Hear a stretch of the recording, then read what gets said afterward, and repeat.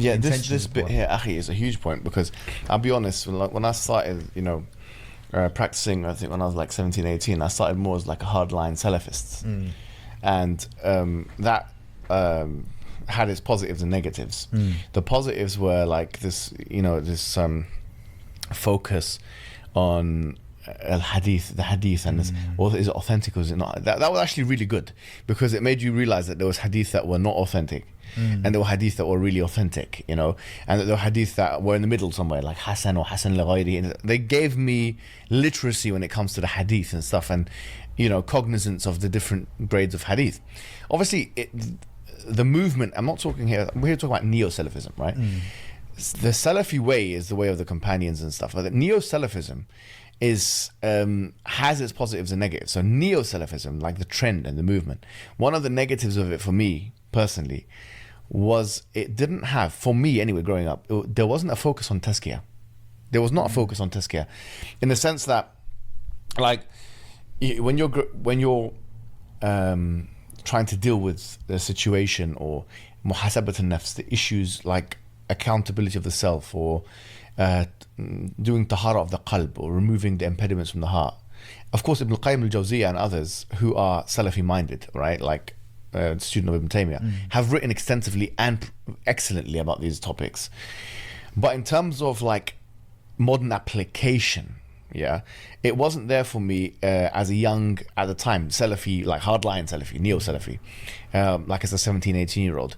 And so I started to develop this kind of, if you like, I'm not going to say superiority complex, but it is this kind of saved sect mentality a little bit. And what that does, it comes with a lot of arrogance and judgmentality and this warped understanding of nahy and munkar, which is like, let's make tabdi'ah of these people and whatever. I wasn't at that level of things, but still I was being influenced by that kind of thing. So, I mean, at the end of the day, the reason why I brought this to your attention is because later on, when I started to read the works of Al-Ghazali, for example, because one of the things, a lot of the neo-Salafi movement is like, don't read Ghazali, he's a deviant, a lot of them were like that. But a lot of them are not like that. A lot of them are like, actually, to be fair, I mean, it's not monolith.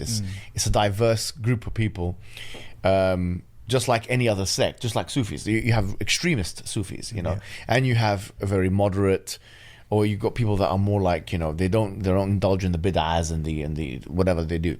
Yeah. So on that point, so like Tazkiyah is something I learned to develop, later on. Yeah. Because then I started to engage the works of Al-Ghazali a little bit more. I read Ibn al-Qayyim. I read from a very young age Ad-Da' wad-Dawa. I read a lot of his Madarij al-Salikin, not all of it. I think I read the majority of it, or a lot of it. I read a lot of his other works as well. And Ibn Taymiyyah had these kind of works as well. That's what you get it from the Salafi movement. And Ibn al-Qayyim, and to a lesser extent Ibn Taymiyyah, that's where you get your tasawwuf, if you want, from, or Tazkiyah. But then when I grew up a little bit more, I started reading Al-Ghazali, Al-Ihya al-Din and stuff. And I know that there are some issues with the hadith on there, and there are some tahqiqat which are very nice, like edits that they remove all of the weak hadith or things that are not correct or whatever. That changed the game for me, I have to say. It really changed it, I have to be honest. It did actually, because there was like a systematic, there was clearly a systematic approach to purification of the self. Yeah.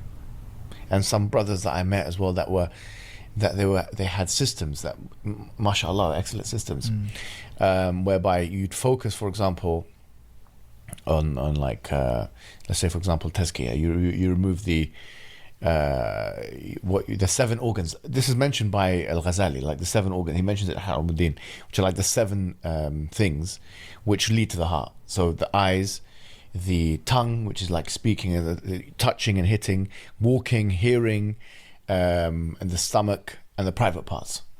These are the 7, and all these 7 lead to the heart. And your job is to try and first of all, is to try and purify those things. So to have a conscientious effort whereby you're looking at your daily life and you're thinking, okay, I want to be better at lowering my gaze, for the sake of argument.